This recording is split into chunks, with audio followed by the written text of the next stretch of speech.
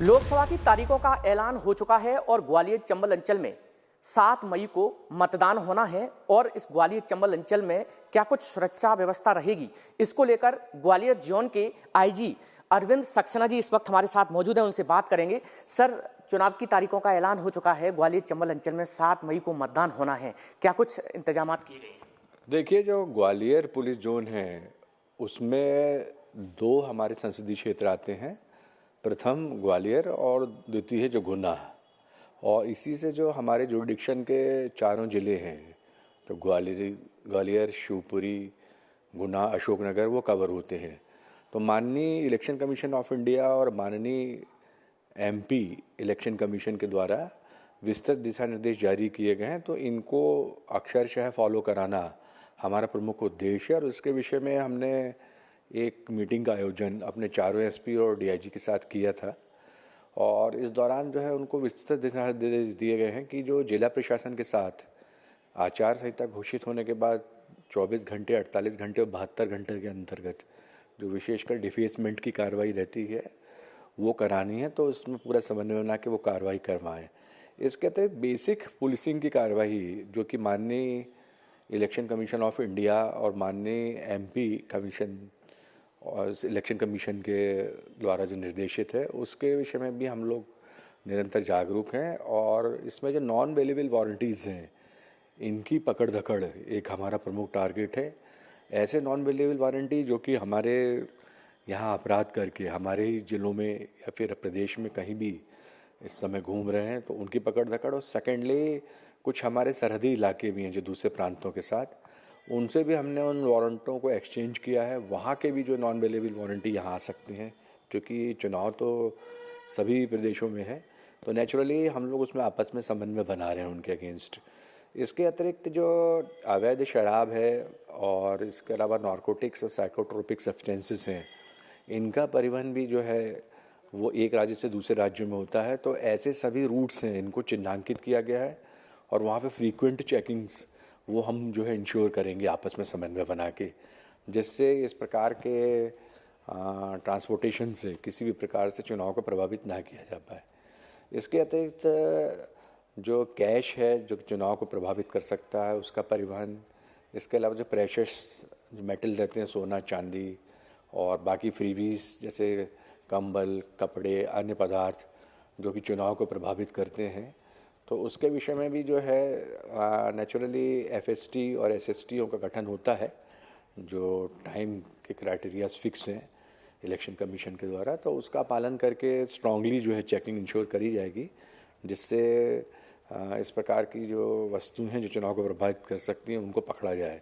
इसके अतिरिक्त जो प्रतिबंधात्मक कार्रवाई रहती है जो कि आदतन अपराधियों के ऊपर रहती है और गुंडे बदमाशों के विरुद्ध रहती है, 107, 116 के अंतर्गत, 110 के अंतर्गत जीराबदर और एनएसए, इसमें भी बताया गया है कि जो लंबित हैं उनके एक्सपेडाइट करा लें, उसमें त्वरित रूप से अंतिम आदेश हो जाए या फिर अंतिम आदेश हो जाए।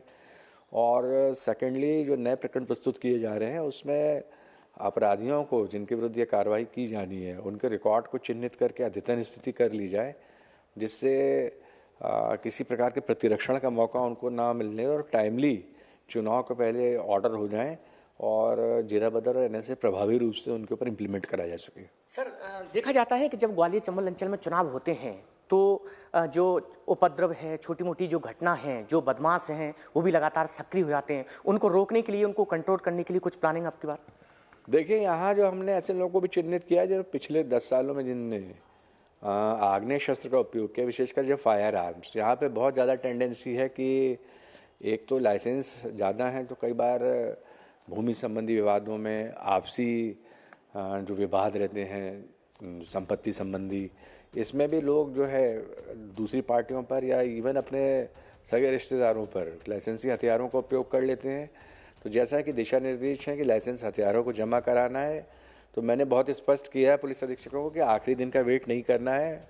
सभी को बताएं कि 1 वीक की सीमा के अंतर्गत ये पूरे जो है लाइसेंस जमा कराएं। यदि कोई बाहर गया है या अपरिहार्य कारण है तो उसके भी जो है लाइसेंसी हथियार टाइमली जमा हो पाए। सिर्फ सेकेंडली मैंने बताया है कि ऐसे कौन से रूट हैं जिनके द्वारा पूर्व में अवैध जो फायर आर्म्स हैं उनको लाया गया है, उस पूरे रूट को चिन्हित करें, ऐसे कौन से अपराधी रहे हैं जो कि इस प्रकार के केसेस में पकड़े गए हैं, उनको चिन्हित करें, उनके अरेस्ट करें और उनको बाउंड ओवर कराएं ताकि इस प्रकार के अपराधों में कोई इंडल्ज आगे ना हो।